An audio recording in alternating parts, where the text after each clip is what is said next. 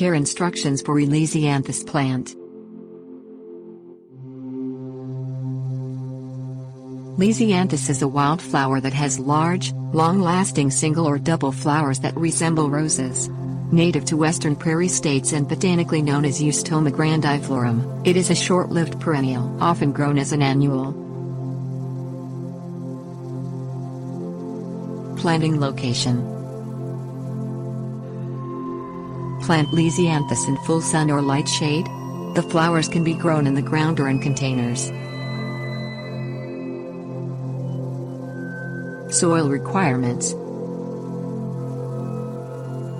Lisianthus requires excellent drainage and soil pH between 6.5 and 7.0. According to the University of Arkansas, overly acidic conditions cause slow growth in Lisianthus. Use a light potting soil with added pumice or perlite for container-grown plants. Watering. Water Lisianthus when the top 2 inches of soil have dried during the active growth period in spring and summer. Don't water once the weather cools and the plant stops flowering, as Lisianthus requires dry winters. Pruning. Michigan State University Extension suggests pinching Lisianthus flowers back when they fade to encourage branching and reblooming.